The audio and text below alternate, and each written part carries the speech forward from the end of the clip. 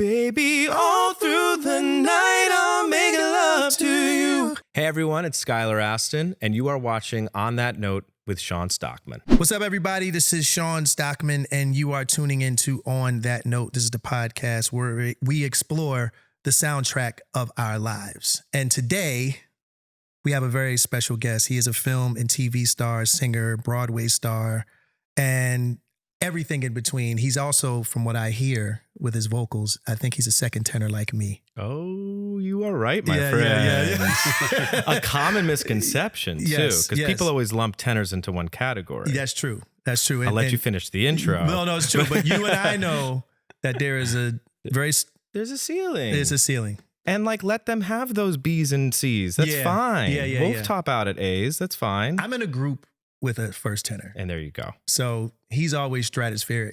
Yep. So it's one of those things where he makes it painfully obvious that he's a first tenor and I'm a second tenor. But I'll tell you what, no shade. I'm sure your F's and F sharps sound a little richer. You got to be creative when you're a second tenor. You know what I mean? Like you're just there, but then you're not there. So you got to be a little more just dynamic with your vocal style and everything. You guys have a bunch of music gurus who are non-music gurus who have no clue what you're talking about. We'll break it down. He hasn't even said my name yet. Yeah, I was about to say. Anyway, ladies and gentlemen, give it up for Skylar Astin. Yes. Clapping for myself. Yes. How you doing, man? I'm good, man. Thank you so very much. Ladies and gentlemen, I must confess, I was supposed to be here at 2:00. I got here at 2:19. I thought it was a 2:30 call. I'm sorry. Oh my gosh, it's okay. I was here at 1:55 because I'm theater boy. Yeah. But I got to hang with the producers. I got to catch up with some people. All right, well, we're going to get right into it. Ladies and gentlemen, if you do not know this gentleman, you will know a lot of him or a lot more of him as this podcast goes along. So we're going to ask a few questions. I always like to start off from the very, very beginning, okay? You're back as a high school kid. You're back in Rockland County. Okay. Right? You wake up. Eat your breakfast, about to head to Clarkstown High. Uh-huh. All right. Step out, you walk into your campus. What music is being played? Because I know some kid is playing whether on their boombox or their car or something like that. What music is being played? I thought you were going to go with what am I playing? No. That's another question. That's another question, okay, but I want to get into the culture of where you grew up. Where am I coming from? Yeah, what were you listening to? What did you hear? We're talking high school. Mm-hmm. It was all that's like 2000. So that's like you got Britney Spears on the radio. It's all the TRL stuff is being played. So it's all NSYNC, Backstreet Boys, Britney, Christina, Nelly, Limp Bizkit, Nelly, all of those artists. Okay. And the one that made fun of them all, Eminem. Yeah. Yes. Eminem. There was a lot of rap in my school, so people were definitely playing a lot of that. It really depends what part of the parking lot you're in. Yeah. If you're where the billows of smoke are, then maybe there's some fish going on. Those are the cool kids. Right.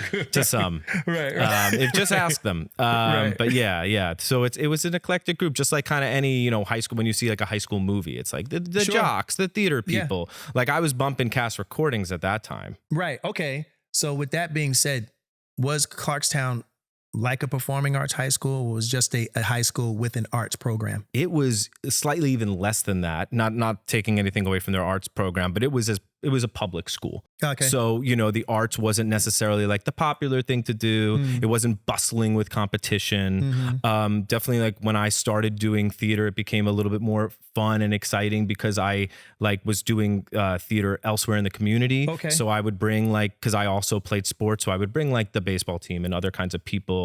And then not to say I put it on the map or anything, but it became a little bit more popular by the time I was out. Because I grew up, I went to a performing arts high school. Okay. So the dream, which one? Creative and Performing Arts, Kappa, in South Philly. Mm-hmm. And that's where I met the guys.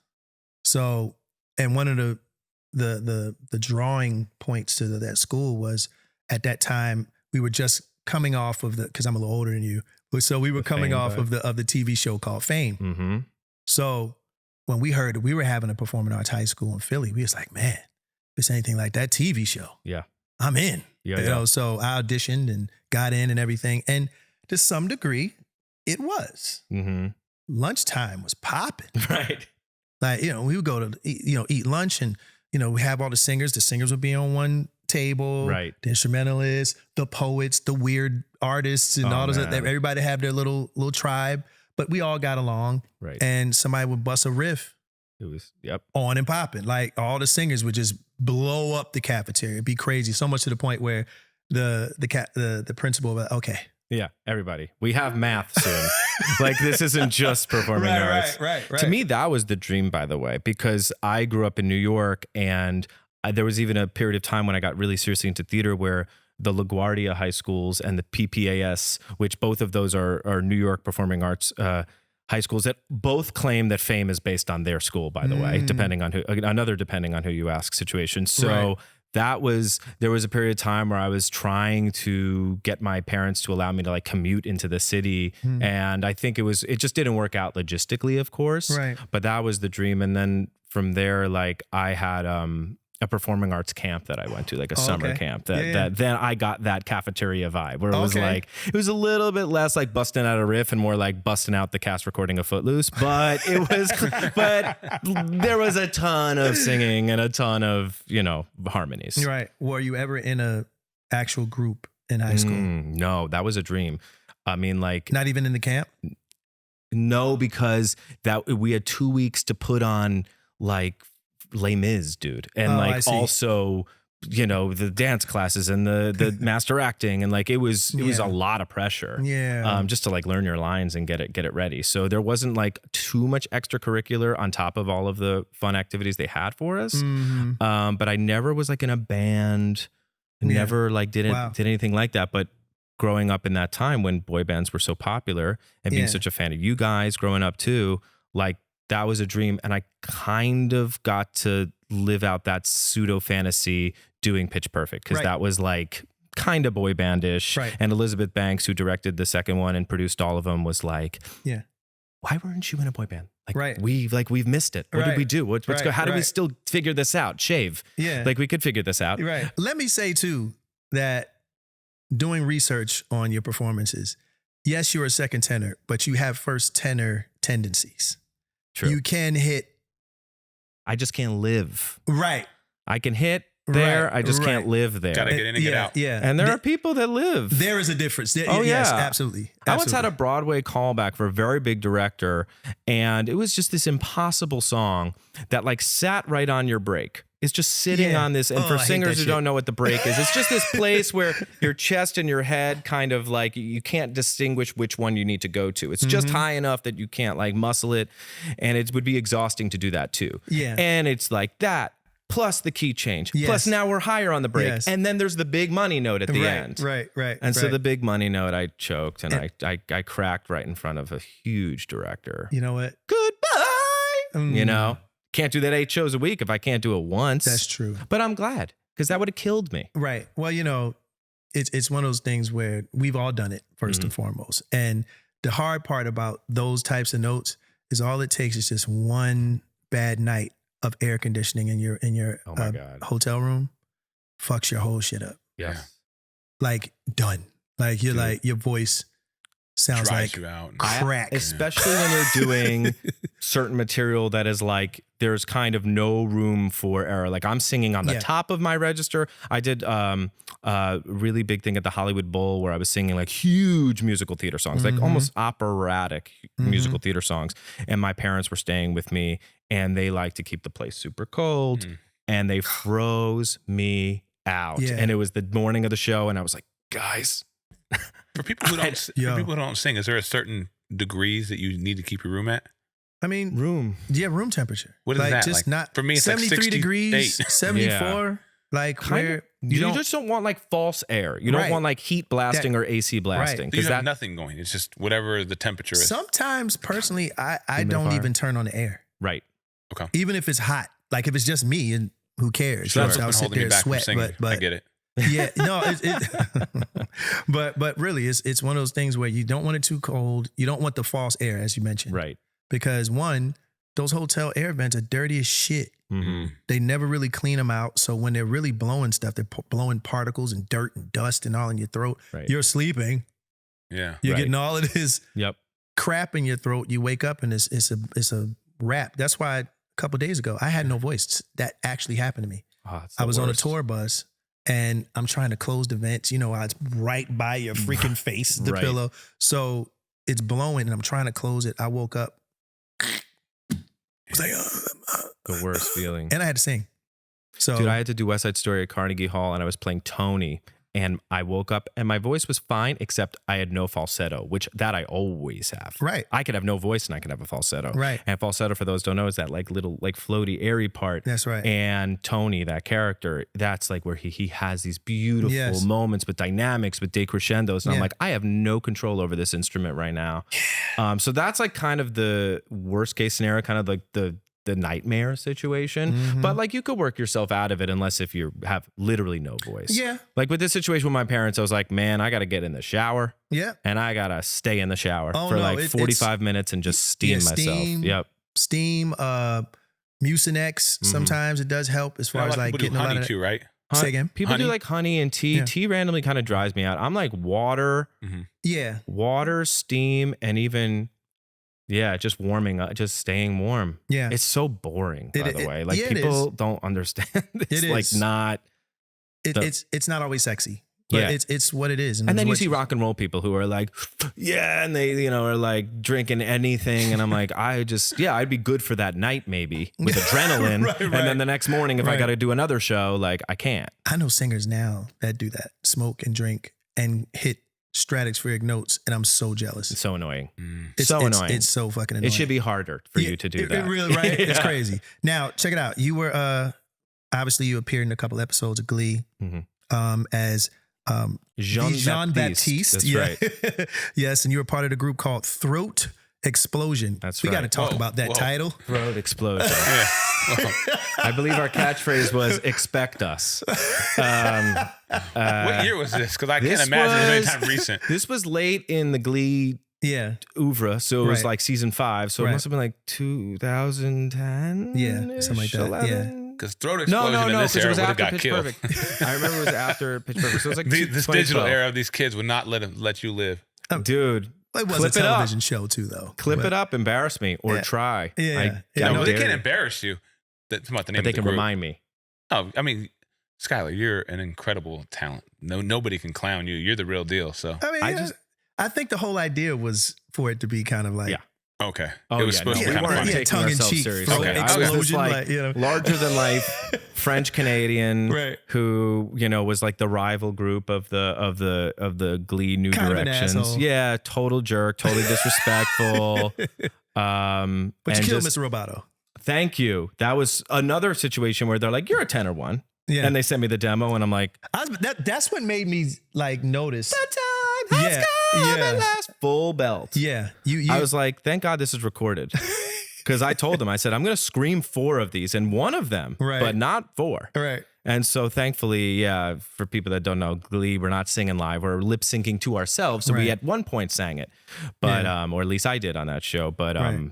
Great show. but Great yeah, show. so great. Shout so out great. to Amber Riley. Oh my homegirl. God, love you. Amber. And She could sing. well, since you were there with all that talent, there's a lot of talent on that show. Were there lunch break moments there? You know what? I went and it was when I was there, it was kind of late in its run. Not Okay. that people were jaded, but people were spread out. I see. And like Leah Michelle's character, like she's a friend of mine from forever. And our characters didn't even interact because I think like her character was doing the college year storyline. And I was still in the high school with like Cord Overstreet and Darren Criss and Jen Ushkowitz and those people. So I think everyone had their stuff pretty dialed in. And it was also the end of the season. So everyone's a little tired. And it was like I a get bigger episode. Yeah. But and everyone, but I will say that like there's a lot of great energy surrounding the rehearsals, which almost feel like that that lunchroom moment when Yeah. everyone's like, because it's like, hey, when we actually shoot this, my character is supposed to be not enjoying this moment. So now I get to actually sit in the audience because we shot it at the Orpheum. Okay. And like, yeah, I'm done early. I'm going to actually go and like watch them do their thing. And I can actually root them on as like a friend, which was those moments were like where I think a lot of the camaraderie took place. Yeah, that's the beauty of the vocal, I guess, community. Mm-hmm. Like we all support one another, especially from the standpoint of Broadway and people who've been immersed in the culture. Like as children, we kind of understand each other and we understand what it takes to become a singer and to maintain the voice and all of that. So it's almost like an unspoken language when we see each other, just like how we're talking right now. Like there will be some vernacular that some of you may have to Google because we're not going to spend too much time in defining it, but you'll get it with context clues. But anyway, like, so it's one of those things where we just understand. So whenever we're around other singers, we just automatically just start singing. Yeah. And a harmony might pop up and then somebody might sing something else. I think this is a good moment for a moment. You know, I think in Pitch Perfect was it first one where, there's a little Boys to Men in there and the riff off in the pool. Yeah, the riff off. Yeah. I think off camera you mentioned you did a little Boys to Men. I did do Boys to Men. I mean, I think we should bless the audience with a little Boys to Men. I mean, we got Shawn here, we got you here. Now again, I'm still suffering from a little throat issue, but I'll try it. What key are you guys in? Close your eyes. I think it's in D. Make a wish. Yeah, that's it. Is that it? Yeah. Some would say that was Pitch Perfect. Yeah, okay. Close your eyes. Which we'll get into right after this. Yes. Close your eyes. Make a wish. Yeah. And blow out the candlelight. Come on.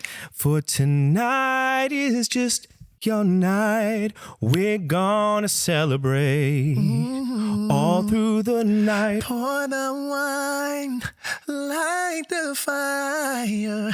Girl, your wish is my command. My submit to your demands. I will do anything. Girl, you need only ask. I'll make love to you like you want me to. And I'll hold you tight. Baby, all through the night, I'll make love to you when you want me to. And I will not let go till you tell me to. Hey. Right. Come on, that's a bucket list moment for me. I don't know about you. That's a bucket list moment for everybody watching. Come on. I wish I sounded a little better, but he carried me. So that's what professionals do, man. Come on. See, that's an honorable man right there. That's a man of morals. But Shawn, come on. You always have to be humble. Awesome. Bro. So you talked Pitch Perfect just a second ago. So you're in the first two films. Yes. Right? I love both films too. Thank you. Obviously, incredible. At the time when you're filming these, Skylar, did you know they would become like cult classics? Like my daughter, Gabby, who's your best friend. Shout out to Gabby, by the way. She still makes me put these on once a week. Love that. Dad, put on Pitch Perfect. She loves them. Right. She's 10 now, but at the time they came out, she was really young. But she was negative. She's negative. She was negative years old. Yeah. Did you know at the time they would be this? The only person that knew at the time that the Pitch Perfect movies would be what they've become was Rebel Wilson, honestly. Really? Are you serious? Everybody else, personally, I could speak to my story. I loved it. It was totally my speed. I got all the jokes. Yeah. Like I went to a college where there was an acapella group. I was aware of that faux confidence that they have that actually really does work. Right. And so I was in on the joke, but I just didn't know. I just didn't know if other people, but it was too niche. It's like people, are they like, because it didn't have as much curb appeal. I can't even tell you how many people, generally men, will come up to me and be like, dude, I didn't want to see it. I thought it was going to be lame. My wife or my daughter or whatever female brought me to it. And now I watch it every time it's on HBO. Like I can't get enough of it. And even though that story's become a little like unoriginal to me, because I'm like, I know the spiel you're going to go into, but I think the reason is because it was comedy first. And it like I said, it was in on the joke itself. Yes. Didn't take itself too seriously, which was like a great message too for people not to take themselves too seriously. And I think it just hit this like joy note with so many people. And so I knew that, but you never know when you're filming something what it's going to turn out to be. And Rebel though was like, Skylar, you have no idea. You're going to like, she's like, you're going to be a big, massive star. Like, you're going to be a heartthrob. Like, and I was like, heartthrob? Okay. And like, now it's like, it's hard for me to get jobs where I'm not like the leading, like love interest. I mean, I do, but you know what I mean? Like, it's become something that I'm known for. It works, man. It's you do it well. A lot worse things to be known for sure. Right. Exactly. There was a big fan of the movie publicly in Kobe Bryant. Did you know how big of a fan Kobe's a big fan of Shawn, but for different reasons. His basketball skills. Yeah, right. Whatever. We'll talk about that. My later. Kobe story also has to do with Rebel. I went to courtside back when it was Staples Center, and we went to see the Lakers play. She asked me, she's like, I got courtside seats. At that point, I've never sat courtside for anything. I was like, oh my God, that's amazing. And we had one cool Mamba moment where he was warming up and he was in full Mamba mode, the underbite and everything. And and he just snapped out of it in one quick second and lit up and walked beeline right towards me in Rebel. And at the time, I'm trying to move out of the way because I'm like, well, surely this is for someone he knows that's behind me. But he very quickly, without making sure nobody saw, was like, hey, I'm just such a big fan of the movie. I love it. My daughter and I watch it. And I was like, it happened so fast that I wasn't, and then it was gone and switched right back into like serious killer mode. And so I didn't even get to even fully respond. I was just fully in shock that like Kobe Bryant, who knew who I was. And yes, since everything that's happened, there's been a lot of old interviews that have resurfaced. And I remember Dwight Howard gave a press conference talking about one time he walked in on Kobe Bryant watching Pitch Perfect and was like, man, this is my favorite movie. So pretty cool. Well, that's honestly, that's part of the premise of this podcast. A lot of people don't understand how music correlates with so many different walks of life. Like, it's not just the musicians, but basketball players, politicians, whoever. Like, we all listen to music for whatever reason, and we enjoy it in our private time. Some which, like Kobe, you'd be surprised that he would love something like Pitch Perfect, because from a, I guess you could say, an image standpoint, you wouldn't think that. Right? Shawn, you knew Kobe. Why do you think he liked it so much? What do you think about Kobe? Like Philly, you guys got the Philly connection too. Yeah, I think it's because it was just good.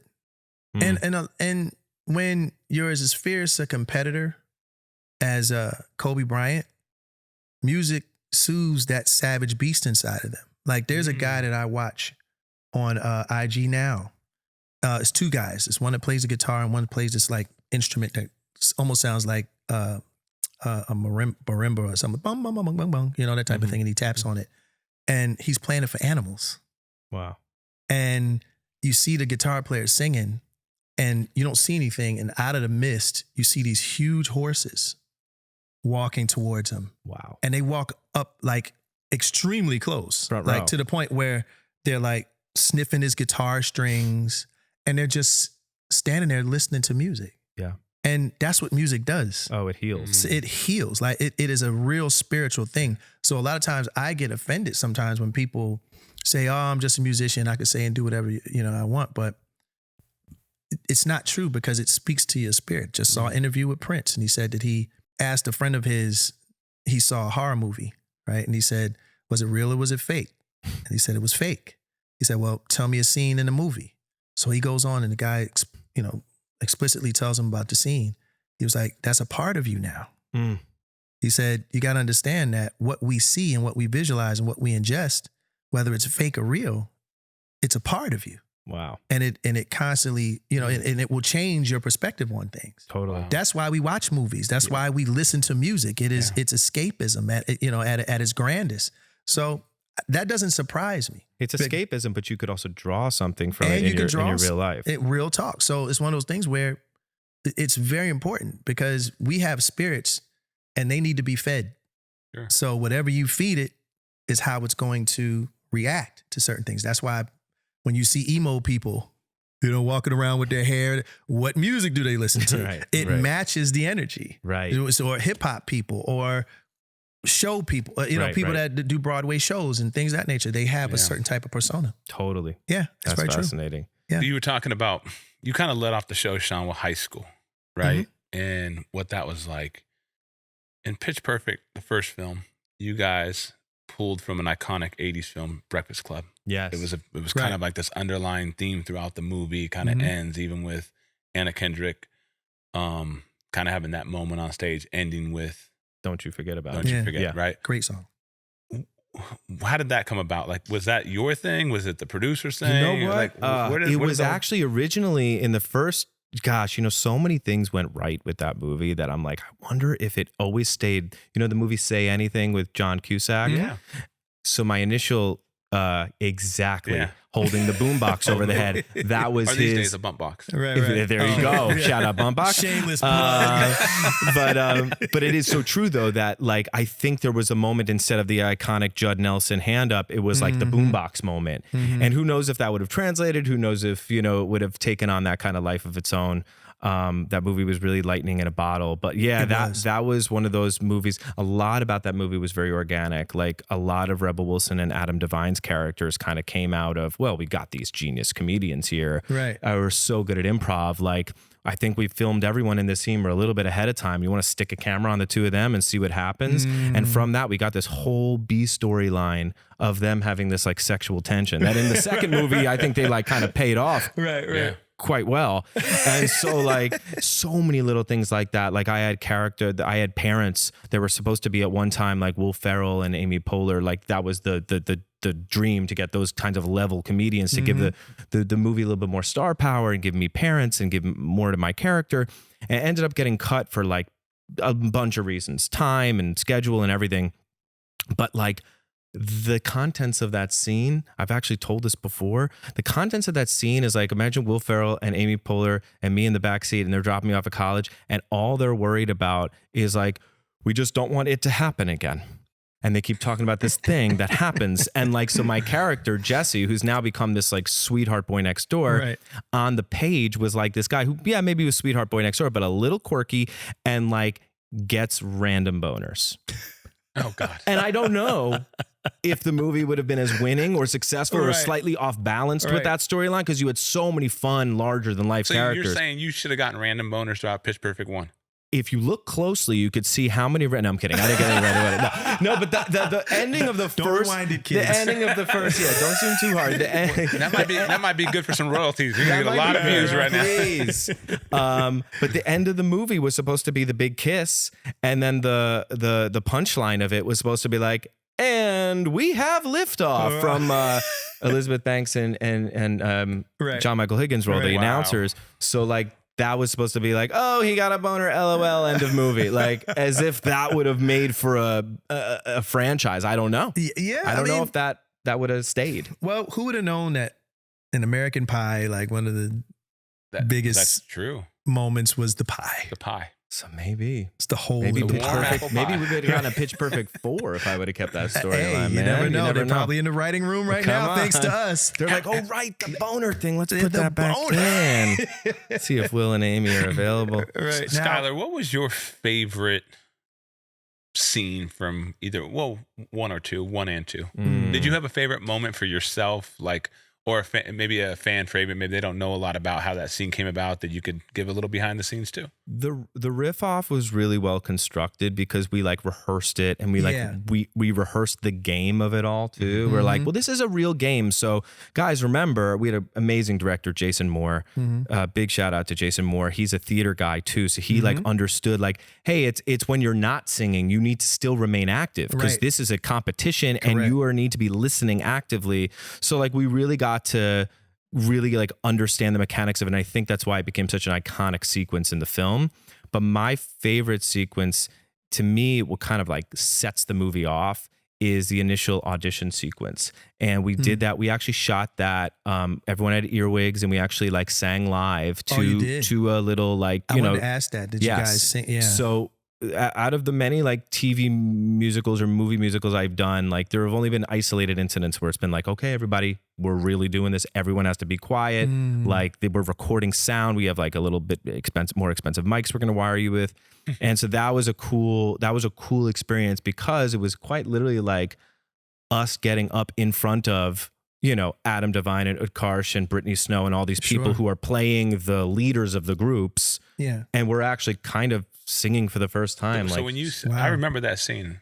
So when you say, whoa, that's really high. Yep. Is that because it was in your ear? That was improv. He was like, Jesus so I told him, I was like, Jesus, it's high. Because one of those things where it's like, this is clearly in Rebel's key or Anna Kendrick's key or like, but it's funny to hear boys struggle with, do I go down the octave, up the octave? And so I even remember asking Jason and Elizabeth, I was like, what do you want me to do? Because because it says like the little bullet points of the montage, right? It's like this person, you can't hear her. This person falls flat in her face. This one's too over the top. Jesse sounds amazing. You know what I mean? So I'm like, okay, so I'm actually supposed to get this role and kind of be considered a good singer in this moment. What do you want? They're like, just live. Just be, just do, just sing, and whatever comes to mind. I was like, well, what if I'm like, this is high? They're like, say that. Yeah. And so I did. No, the cool thing about that movie was that it reminded me a great deal of kids I actually hung around in high school. Like, I knew every one of those people. Right, totally. Every one of them. Like, everyone. The homeboy with too much vibrato. Yes, yeah. Even the quiet one that you couldn't hear? The one that sang too operatic and couldn't cut off that part to sing a pop record or R&B or a gospel record. Sometimes it sounded cool. Sometimes it sounded completely wrong and all of those things. And also, it also reminded me of a TV show I was a part of called The Sing Off. Oh, yeah. So it was all of those kids in that movie that I was judging on that particular show. Have you ever seen that show? The Sing Off? Oh, yeah. I have some friends. Scott was on it, right? Yeah, Scott. Lang. Yep. And I think Kelly Jekyll, who was in Pitch Perfect, was also in it. Yes. Yeah, I did. I think there was a moment where we were even going to be on it or do like a fun thing, but it didn't work out because I think we were filming the sequel at that time. But I was a big fan, and obviously it like went hand in hand with what we were doing at the time. Exactly. I think the stars aligned for the acapella community to have their moment in the sun, which is honestly one of the bigger communities in music, but it never really had its opportunity to really get its shine the way that it did in those few years where Pitch Perfect and Sing Off and it all came at one place and one point, and it was awesome because, again, being musical geeks like us, we live for that community. We live to be around those types of people and singing all day and performing and trading licks and all that other stuff. Like it's food. And in some ways, like acapella is trickier and more vulnerable and a little bit harder, obviously, because you don't have the support of a band. Yeah. And I almost like liken it to people that are like, they do like improv, but not like improv in Judd Apatow movies. That's also very impressive. Yeah. But like the people who do improv at UCB and these people who like are in improv groups in their colleges, because that's an amazing skill, but there's not a humongous lane for people who are like, okay, we'll just take a suggestion from the audience and now we'll do 45 minutes of comedy surrounding that word. You utilize those skills when you're on set and when you have to improv a little bit in a scene, but similarly with acapella, there isn't like that showcase for that of it itself. Like, you know what I mean? There's Whose Line Is It Anyway for improv, but that's more short form anyway. Right. It's very quick. Exactly. You know, it's on to the next. So and to me, like when I would see acapella groups and then like improv groups, I was like, this is blowing my mind because this is like singing or improv at its like rawest form with the strings like cut off. Yeah. And it's a different level of talent with that because a lot of people can't do that. It's almost like when rappers can freestyle like off the top. Like some people can just kind of rap about everything in this room. Right. And that shit sounds so fly. And, you know, other people have to write. I mean, it's two great art forms of, you know, parts of the art form, but it's still just different levels of it. Yeah, you know, so it's really cool though. And I enjoyed the movie because, again, a lot of us singers, purists, don't get a chance to see ourselves on the screen. So when you're watching that movie, Shawn, you're thinking back to high school and your cappella group and your boys. I was the geek of the group. Yeah, like I was one of the last ones to go get in the group because I was like invisible. Like I spent the whole year as a freshman and nobody knew that I could even sing because I hung around all of the deplorables, you know, and because they were cool to me. Like, because they loved me and I loved them and I thought the cool kids were assholes. So I hung around the ones that read comic books, which I still do to this day, and the metalheads and all those guys. Right. And I saw you post something the other day, the DC and Marvel world's going to combine, right? They're finally going to do that. So Are they really? Yeah. Yeah. Like they did it about 20 years ago. In the comics or in the comics? Oh, okay. Not the movies. I was like, I don't think a budget is that large. Yeah, I was about to say. To $1 billion budget, right? Yeah, $1 billion, like just to get the movie made. But you know, I'm a comic guy. So that's awesome. Every 2 decades, they'll do this like mashup of Batman versus Captain America. Awesome. Or Superman versus the Hulk or something like that. And they're doing it 20 years later. So that's awesome. But see, I get excited about stuff like that. Of course. So one more before we get off Pitch Perfect, because you're much more than that, but obviously such a great fan base, right? And I know how much you love your fans. What was a scene that maybe wasn't supposed to be a scene that ended up being a scene in that film? I think kind of taking the fans behind the scenes, pulling back the curtains a little bit. I think I mentioned before, a lot of the Rebel and Adam stuff were like not even on the page at all. My character in the second movie, we actually shot a whole storyline that didn't even end up in the movie. So that might be a bit of a treat. I've kind of told the story a little bit before though, so I don't want it to seem like I'm like, and they cut my scene. But there was a reason why my character disappears for a great portion of it. And it's because my character goes to USC film school, and Becca and I, or Anna Kendrick's role, and I are like in a long distance relationship. So we shot a lot. We shot this really like emotional goodbye scene that I'm like, I still have never seen, and I remember it being so good. Wow. That's like my one thing. I'm like, I just wanted to see it because Anna, she was so good in it, so vulnerable, and it was such a great reminder of the first movie, because she like has this full circle moment where she like, as a parting gift, gives me like the movie E.T.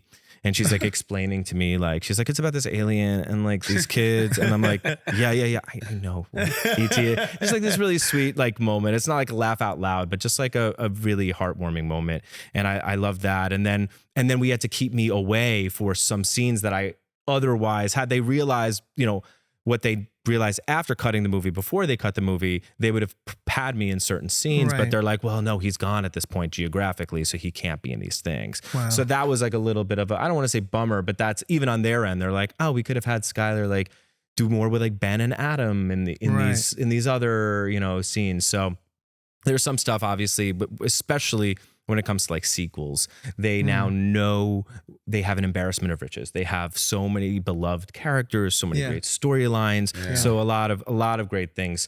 I'm sure there's even an Adam Devine thing where he like auditions for, I think, The Voice or something like that. Like that they ended up, I think they put that after the credits or something like that. Crazy. But yeah, they just had a lot of good stuff to work with. I've always been fascinated with the structure of a film. I'm not in the movie business, but just the decisions on what parts you keep, what parts you don't keep. Like, because we've all seen movies where I'm sure we were kind of scratching our heads like, what the hell? Like, like the edits didn't go well. You know, someone made the wrong decision of taking one part out and leaving this one in, and so on and so forth.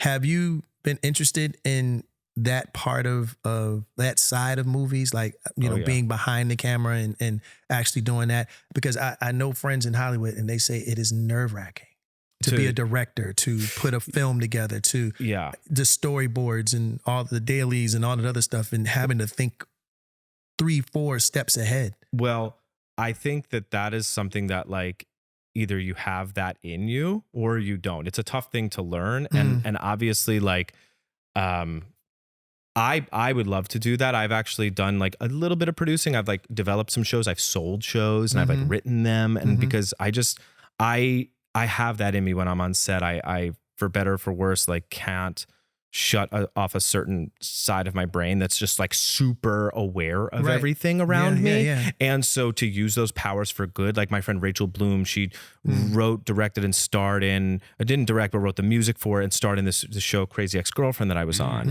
And she was wearing every hat and still a blast. Insane. And still, sure, I'm sure exhausted, but like never let that be anyone's problem. And like, I remember being like, I think I'm just this level of psychopath that I could also do this. You have to be somewhat insane. Yeah, just a little bit. And it doesn't get me in trouble, thankfully. I don't ever overstep, but I've been on a show, like I was just a lead of a show for CBS for a couple of years. And like the creator, they know that when I'm making suggestions, I don't just want to hear myself talk or I'm looking out, because also in TV, there's different directors for each episode. And sometimes they might not know certain like things shots that we kind of need and rely on in moments that I know the people that are in LA are really going to want later. So like if I can like, you know, solve a problem with that kind of knowledge without overstepping, I will do that. And so that in that way I kind of do serve as like a producer head. Right. Where it gets me in trouble is when I'm like, you know, auditioning for something and I'm talking to my manager or something and I'm like, they're not ready to cast this role yet. I could tell because there's too early. And he's like, don't play producer, just be an actor, audition and see what happens. But you can't help it. I would rather have it than not, to be honest. No, it's good instincts to have. I mean, as being, I guess you could say we're foot soldiers in the sense of we stay in the trenches. So we do have somewhat of a better perspective than maybe a producer, a director, not saying the best, but just another one. And like, you're in the psychology of the performer the way I am too, where you're like, I think I know what even like my partner might need. Yeah. I think I might like have a way to kind of solve a problem. And so again, like if you're using your powers for good, I think it's okay. And I don't think you could do it if you're like number 30 on a show, but if it's kind of your show and it's your environment and it's a friendly environment, especially, and everyone's collaborative, I think that even just like without having to overstep, but just even standing there as an actor, knowing if I would rather be the way I am than be one of the actors that they're only thinking about themselves. Right. So they only can. It's not even like they're narcissistic. They're just like, they're thinking about their thing. So they're like, I think that my character would actually go there and back in this moment. It's a valuable My trait. character, myself goes, if I go there and back, is that going to like add 3 hours to our day? Is that going to screw you over? Right. Are you not going to be able to get sound? And like, so in that moment, I have then other people being like, just walk over there. You're fine. It'll add not a lot. There are, you know, this is the mentality that separates the wheat from the tares. And what I mean by that is like my wife mentioned, or rather noticed, that in Iron Man, or rather the Avengers, Robert Downey Jr. is speaking to Gwyneth Paltrow, and it's the scene where they're in the hotel, or rather in the Stark Towers, and Coulson is breaching the elevator, and he's looking at his little fake phone or whatever he's talking, and you can see him mouthing her parts. Oh God, like just a little bit, like you see him kind of doing. We call that ghosting in the biz. Yeah. He's kind of, and then he goes into his Somebody's part. notorious for that, isn't it? Like Will Smith or somebody who's. Somebody's like super notorious for mouthing the lines. Well, the reason why I'm asking this is because I think the reason why he does it is almost like how I'll sing Wanye's part going into my part. It kind of helps me. It's a rhythm thing. Yeah, it's a rhythm thing. So what I was going to ask you was when it comes to a cast, and not even on the singing end of it, but just acting, like is it the same as being in a singing group where the cadence has to be the same and the energy has to be the same, where you know, when you hear her say this, it automatically triggers you to say in response your line, but a certain way, a certain, you know, type of, you know what I'm saying? Ideally.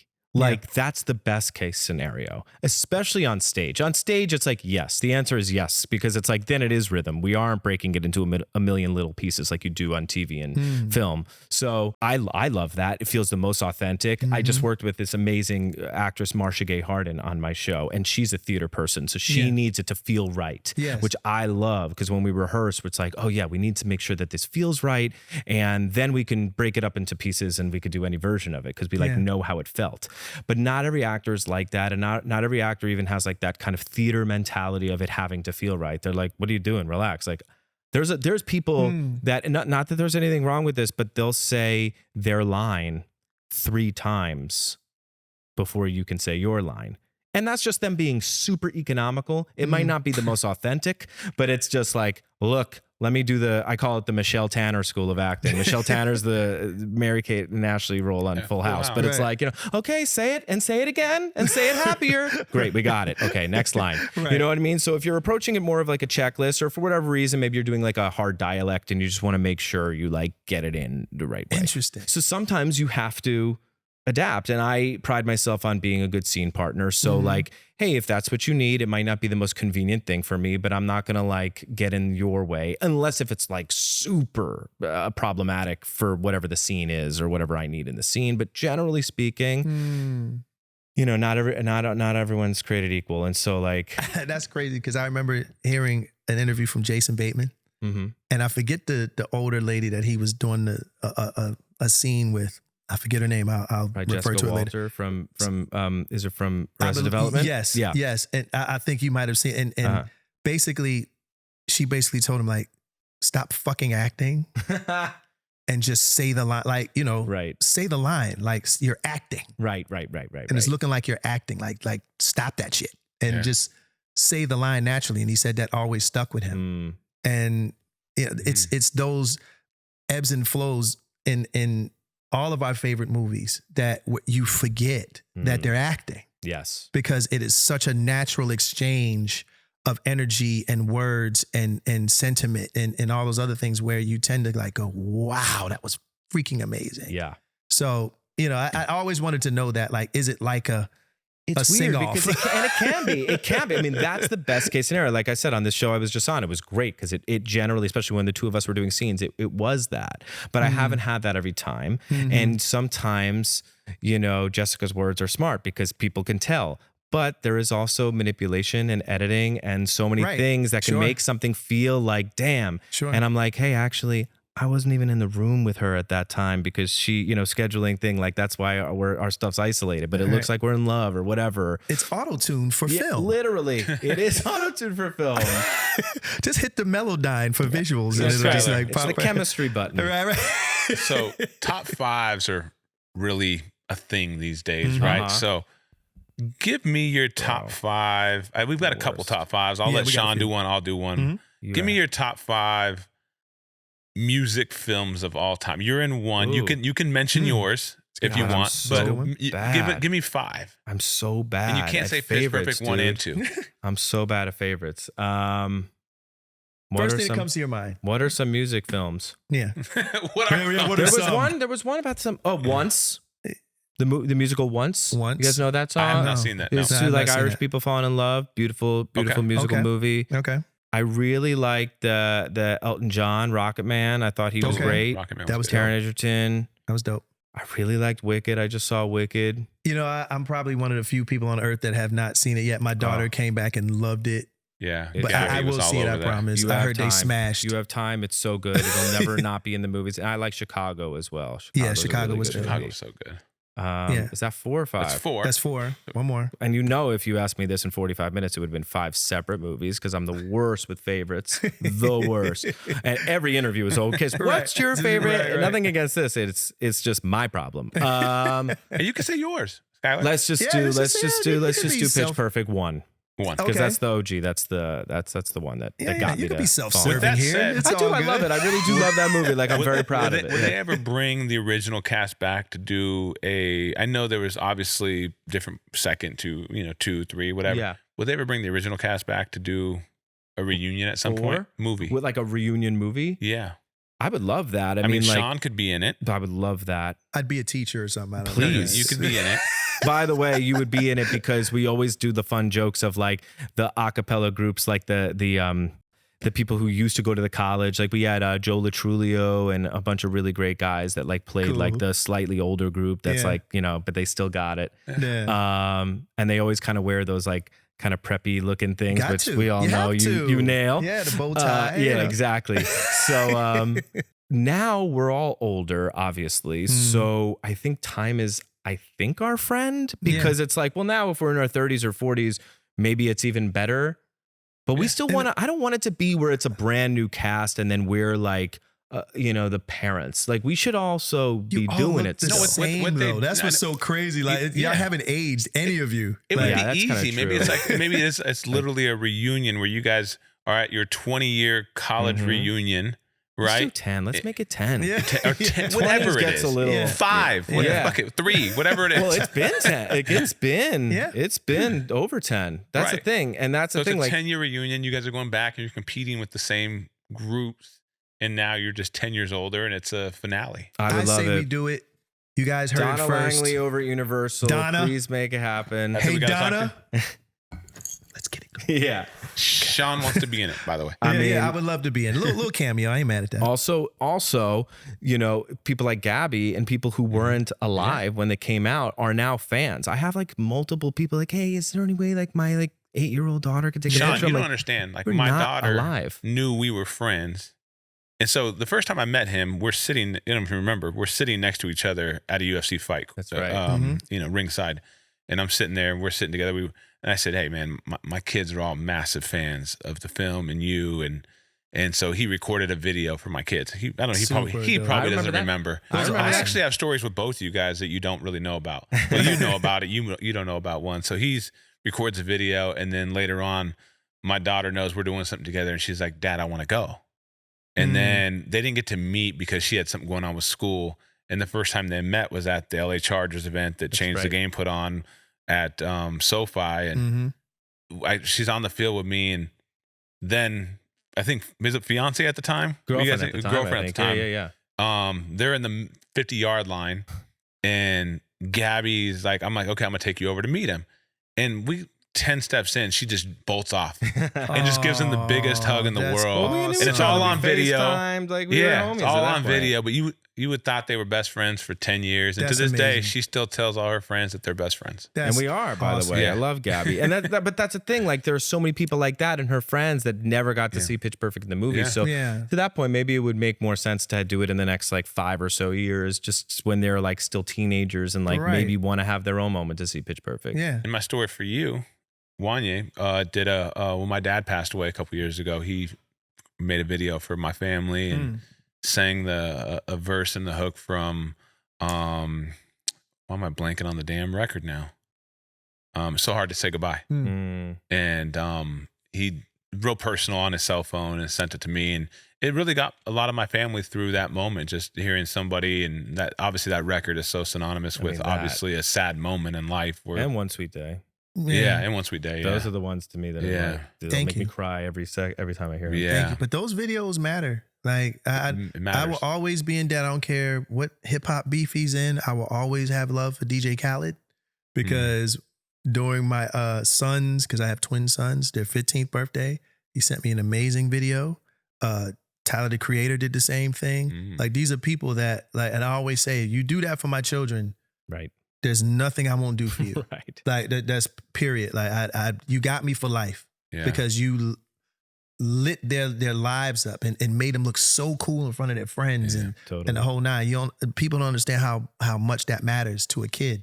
So when, great artists, actors, singers do that for other people, like, do not take that for granted. It's extremely valuable to a family, to a child, really to an adult, whatever. I'm not there yet where like I'm on your side of it thinking about like my kids, but I do take great pride in making other dads the cool dad for the moment. Like, I really do appreciate that, because I understand. I'm like, this costs me literally nothing. It's my pleasure to do. You were so nice how you asked. And I think you said too, you were like, oh, could we take a picture? Yeah, my daughter's a big fan. She's not here. And I'm like, well, what's her name? Tell me some stuff about her. Let me get your phone. Let me just, in this moment, be like, what's up, Gabby? Here we are. I hear you're into this, that, and the other thing. And like, it's, those moments people are blown away. Like, how I now have, this is amazing. You have a superpower. You're a comic. You're a Marvel comic. And why wouldn't I use that for good? Well, you know what I'm trying to normalize, Shawn? I think I've told so many of my friends this. Mateo, who's our engineer, he's heard me tell this. I just told Matt Barnes this. Matt Barnes played in our event, our Change the Game event up at the Oakland Coliseum. We honored Reggie Jackson, who's like a Marvel comic as well, right? He's like almost like a figment of your imagination. Yeah. And he was real sad that when Ricky Henderson passed, he was like, Brian, I didn't want to bug him for a picture. They were there together. And he was like, he's my favorite ball player. Wore 24 because of him. And I said, Matt, we got to get beyond this, because there are peers that we cannot be fans. Right. I can be a fucking fan of yours, excuse my language, but you're still my friend. Right. But I'm a fan of what you do. Right. I'm a fan of what you do. So if I want to get a picture with you or a video with you or whatever, like, we got to normalize. It's okay. You're not a groupie. Your friends understand that you should be fans of your friends. I would have no fucking ego when it comes to that shit. Yeah. Me too. Like, Babyface is a friend of mine. But I always tell him that I'm a fan. Right. Always. Like, I don't trip off of that. Like, I never tripped off of that. Because that almost feels inauthentic to you. You're like, I know I'm myself this thing that people I have fans, but like, you do something that blows my mind. I just played in a celebrity hockey thing, and I got to play against Mark Messier. And so you know I brought my Rangers jersey. You know I brought the Sharpie. Right. And I was like, I am going right into the locker room and saying, excuse me, Mr. Sir. Yeah, Mr. Sir. Mr. Sir. Just the last. You are my hero. Right. Last syllable. Mr. Sir. You've given me a Stanley Cup in 1994 and no one else has done that. Right. Can you sign this? Yeah. And he couldn't have been nicer There's about nothing it. wrong with that, man. Yeah. I shot my shot. Not a fucking thing wrong with that. He didn't shoot a shot in the game. I sure But did. he did not it shoot a after the single game. shot in the game. He's a defensive player. I touched the puck a couple times. That was the goal. That was the goal. He was not a the cone goal. out there. He was a cone out there. Yeah. I got an assist. I assisted the guy who assisted the guy who got the assist. That's a stat somewhere. Yeah. Okay. Touch the puck, man. Back to the top 5. Go ahead. Okay. All right, I know you don't like them, but we got to I run got through mine them. over. Now I can't wait. All right. Okay. Top 5 favorite singer actors. Top 5 Singer actors. Singer They have to be a slash hybrid. Yes, yeah. Yeah, Singer. I know that this is kind of tough, but there's a few out there, and they could be from a different era. It doesn't have to be modern Would Whitney day. Houston be in that category with Bodyguard? Yes. Okay. Then Whitney Houston. Okay. Cool. I'm trying to help you, Skylar. Yes. My head went to Cynthia Erivo. Yeah. I mean, and I feel like Cynthia is such a darling of the Broadway community, but now she's getting everyone seeing that she's also a movie star. So she's an alien. She's an alien, and she could sing anything, She's and I'd not be from there. It's ridiculous. I love Sutton Foster. Okay. Hugh Jackman. 4. God, but there's so many. Like, this is the thing. No, This list is nuts. Have some fun. Just go name back people in the past, like the 1950s, 60s. Well, then it's like anything. Just give us 1 or 2 or 3. Then it's like Fred Astaire, and Okay. you know, There you go. Sinatra could be in Sinatra. I was going to just Okay. say because I was thinking Guys and Dolls, Mhm. another great movie musical that I now remembered. there. We'll go top 10. That's 6. Top 10. Damn, can I just get extra credit with 7? Who's just some 3 like more. 90s people? Madonna. This is not Clarkstown Okay. You know High what I School. mean? Yep. Madonna. People sleep on Madonna. I know she's somewhat subjective. A lot of people don't think she can sing or whatever the case may be, but I like Madonna's voice. 80s, 90s Madonna I she fucks was a with Madonna. megastar. I fucks Oh, with you know Madonna's what? voice. Beyonce. Like people don't realize that she could sing. Just kidding. People don't realize that. People don't realize in Dreamgirls she was acting 100. like Yeah. Oscar level. 100. Which reminds me of Jennifer Hudson. Yep. J Hud. Okay, now I'm just naming people. Okay. Do with that One what more, you one more. will. I think that was 9. Yeah. Give us one more. Your One cherry solid. I'm good trying to one. get to the 80s. Cherry on top. I'm trying to get to the 80s or the 70s or something like that. Yeah, whatever. Whichever. God. You know. I'll put it this way. Who is the best singer in Pitch Perfect? Well, no, that's a different. That's bad. No. Who was the best That's singer? bad because I'm sitting right here. No, I'm just kidding. No, I'm trying to get you to say no, yourself. obviously Right, Ben I'm about to say, Platt. I mean, I was- Ben Platt, see, Anna I'm trying to get Kendrick. my I don't want him to get like. Then I'm in trouble. Yeah, I was about to say. I he's can't gonna get I in gave him the trouble. behind the everybody, head man. pass and it hit I him in the can't get forehead. in Sean. trouble. But yeah, let's just chuck Meryl Streep out there. Meryl Streep. Okay, There's 10. super dope. Yeah. Mamma Mia. Beautiful. Beautiful. Here we go Okay, again. all right. You said, I looked this up. You said once that you could be listening to the radio Mhm. and say to yourself, "That would be awesome. I'd love to sing that." Mm. Right? If you could make an album of covers, what songs would you sing? Album of covers. Yeah, It's so funny because I thought you were going to ask a Are different we doing story. an EP or an LP, Sean? let's do an EP just Okay. for time. So I think Billy Joel is like somewhere where I go just as like singer-songwriter Okay. because Big Shot. Big Shot, New York State of Mind, Okay. Vienna. Okay. Let's go to Stay like away from Piano Man. let's That's go to okay. like Good man. staying away from Piano Man because I just can't do the licks necessarily. All good. And then just because they're all piano based, so probably like an Elton John situation. Okay. Philadelphia Freedom. I like that Philadelphia song. Freedom. That'll be a fun little. But this is getting real 80s on us. Okay. I love Phineas's music. Phineas So is amazing. Only a Lifetime. He has this beautiful song. Those are the songs. So I thought that your question was going to be like, what are those songs that you wish you written? Because those are the ones. Okay. Like JP Sachs has a couple. Okay. JP Sachs See, has. Skylar came with a list in mind. See that? The See what way- he- see what he I did there? did. See what he did there? I did. He said, I hope they ask me No, I about just top locked 5 in. songs. In the asking of the question, I was like, oh, I think I could do this one well. So And then we'll it tee was it up. Skylar, give me the 5 songs you wish you had 5 written. songs? Okay, so Only a Lifetime by Phineas. If the World Was Ending by J.P. Sachs and Julia Michaels. And then, oh my God, Vienna by Billy Joel. Yep. Great record. Maybe like one of those like banger pop songs even, like a Harry Styles or a Justin Bieber. Okay. Justin Bieber, Ghost. Ghost is dope. Ghost is dope. And I didn't use Dave, so let's just go to my favorite Dave Matthews song, which is called Crush. Crush, yeah. Mm-hmm. Great. There you go. I always said We Are the World because I mean, it's just it's a song that's timeless and it doesn't have a super complicated verse or hook, and it's just like, but it's a massive record. I could still play that intro on the piano from memory. I played it in my 6th grade Lionel concert, Nice. and I was our musical conductor director lady, she had rheumatoid arthritis, so she always had like the kids that played play. So I went down and like I